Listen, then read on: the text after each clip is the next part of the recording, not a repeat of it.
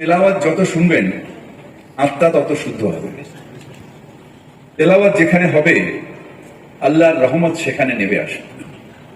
অর্থাৎ এখানে তেলাওয়াত হওয়া মানে এর কাছাকাছি পুরো কলকাতায় আল্লাহর রহমত আসুক।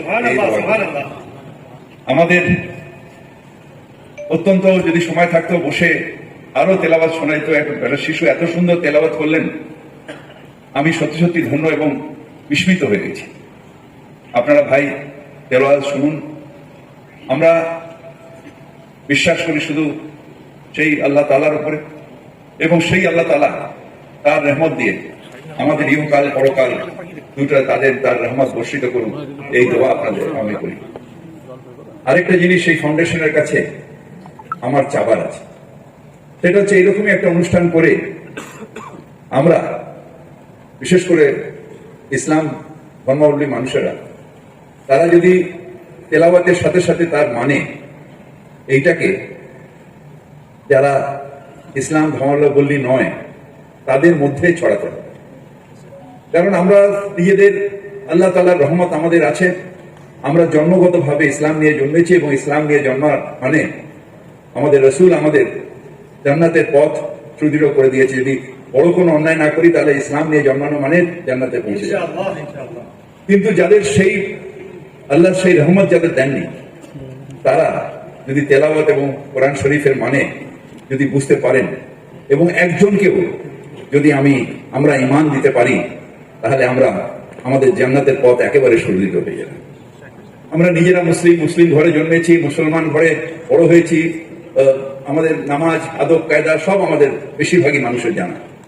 কিন্তু যারা দুর্ভাগ্য নিয়ে জন্মেছে, যারা ইসলাম নিয়ে জন্মায়নি, তাদের দাওয়াতে ইসলাম অর্থাৎ ইসলামের দাওয়াত দিয়ে তাদের মধ্যে ঈমান নিয়ে আসলে এটা আল্লাহ তাআলাকে খুশি করা হবে।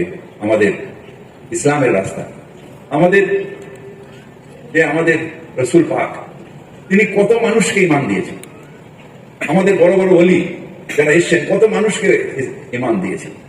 আমাদের ব্যবহার, আমাদের জীবনযাপন, আমাদের কোরআন শরীফের মানের মধ্যে দিয়ে রাখা এবং আমাদের তার জীবনটাকে বাণীটাকে চারিদিকে ছড়িয়ে দিলে যদি একজনকেও আমরা ঈমানের দিকে নিয়ে আসতে পারি, তাহলে সত্যিকারের ইসলাম ধর্মের বৃদ্ধি হবে এবং সেটা বিস্তারিত হবে।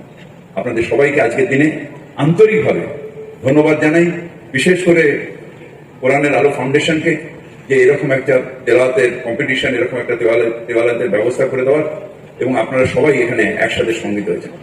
কত ভালো লাগে, কত নিজেদের শক্তিশালী মনে হয় যখন সবাই টুপি পরে এখানে বসে আছে, হাজার হাজার মানুষ বসে আছে, তখন মনে হয় ইসলামের ঐক্য একটা জায়গায় আছে যেখানে আমাদের কেউ কোনোদিন দাবাতে পারবে না। আল্লাহু আকবার, আল্লাহু আকবার। হলমার্ক সোনার গহনা কিনতে চাইছেন কিন্তু বিশ্বস্ত দোকান খুঁজে পাচ্ছেন না, তাই তো? আর ভাবনা চিন্তার প্রয়োজন নেই। আজই আপনার প্রয়োজনে চলে আসুন আমাদের শোরুমে। New Mahaprabhu jewellers and works, আপনার সৌন্দর্য আমার অলংকার, বিশ্বস্ততার একমাত্র ঠিকানা, আপনার সাধ্যের মধ্যে সোনার গহনা পাওয়ার একমাত্র ঠিকানা।